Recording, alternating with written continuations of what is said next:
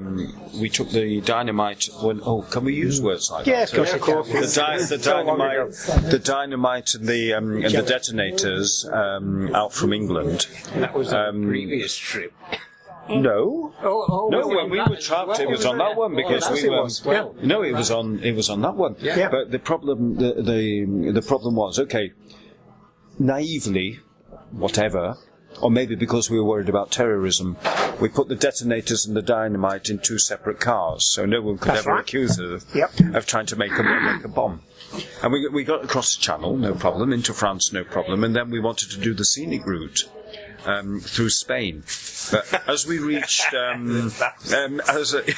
exactly, we're going to pass through Andorra, but as we reached the border of Andorra, I refused. I got frightened.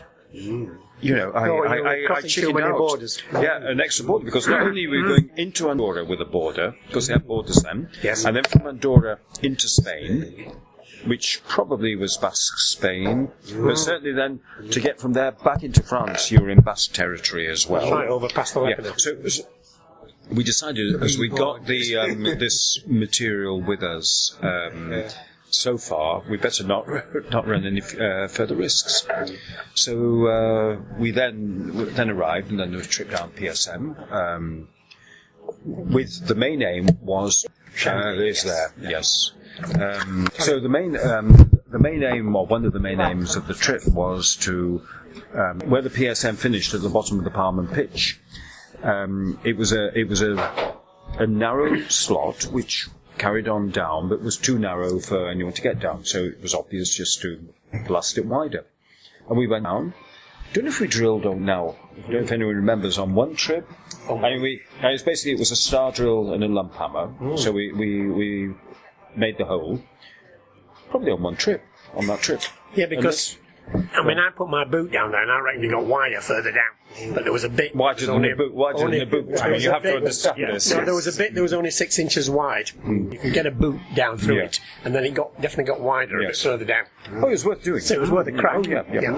So we did it, and we put the gel, the dynamite, everything.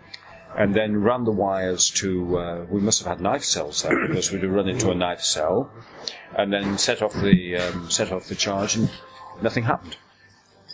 It didn't go off. Didn't go off at all. We had several attempts at it. In fact, many, and it still didn't work. So either the wire was cut somewhere, or I just don't know. But it did not work, and it's still there. But hopefully washed out by now. But while we were doing that, the floodwaters rose. There were only 3 of us down there, if I remember rightly. Myself, Andy, and Willis. And for some reason, Dick Willis went out. I think he was not happy about the water, and he got out. Like a drowned rat. Well, probably like a drowned rat. Whereas Andy and I stayed on. Well, it got worse. And it got worse. Maybe I should add on here that as I was the only person who spoke French, I was the one who had been delegated to listen to the weather forecast. And the weather forecast announced thunderstorms in the, let's say maybe 8 hours after we were going to go into the cave. And it was pretty accurate, but I don't know if it was my decision or someone else's decision, but we decided that we would calculate on a Yorkshire level that as there was 3 times more limestone in depth in the Pyrenees, it would take 3 times as long for the water to come through. This was a mistake, because once the water is coming down, it goes down bloody quick. So the weather forecast of my French was perfect. The interpretation of the, the flow rate through the limestone, the depth of limestone, was slightly wrong. Slightly in error. It doesn't take 3 times longer than New Yorkshire. It probably takes half an hour longer at the most. So as a result of that, we knew there was a storm coming, and we got trapped for quite a while.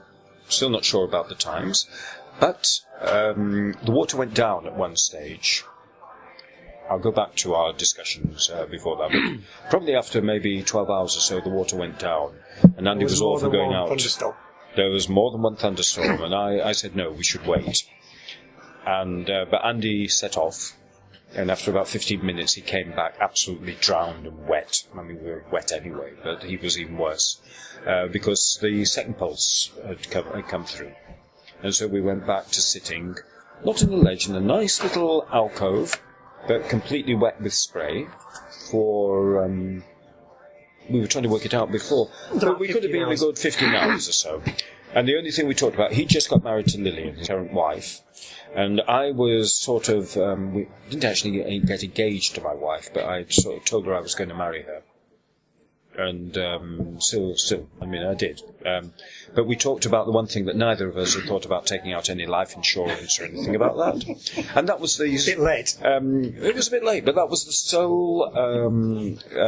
it was done all very calmly. We weren't worried at all about it. It was just unfortunate for them that we were going to die, possibly, and we hadn't taken out life insurance. But so they were the ones that were going to suffer. I mean, we just accepted that we would see what would happen. And then eventually we did get out, but I don't know if Andy had an electric. I had an electric and a carbide light, but my electric failed immediately, so I tried coming out on a carbide light. And I remember getting to almost to the top of the Parmont, had to be in the pitch after. And I was tired. I was always tired, Kate. And I had a rest, finally, on the ladder. And I made a final effort, and I took one more step up, and my head came out of the waterfall.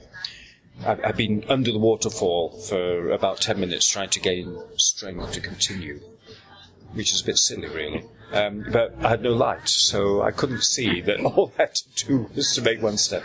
And after that, I was then, I got out, and I was found in the passage, advancing, but in a state of probably hypothermia of some sort. When did the Eskimo sleeping bags turn up?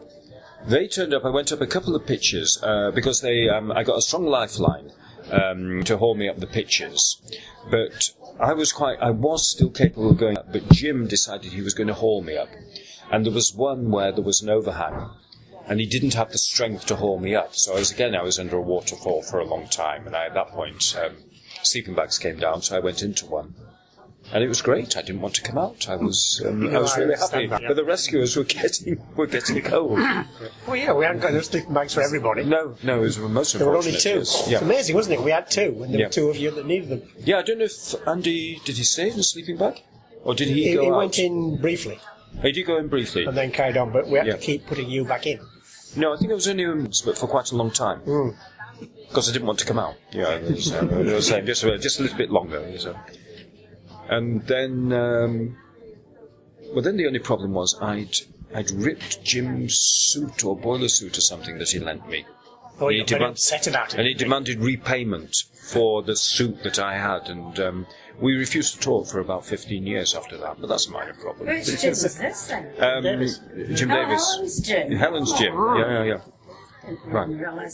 So that's PSM.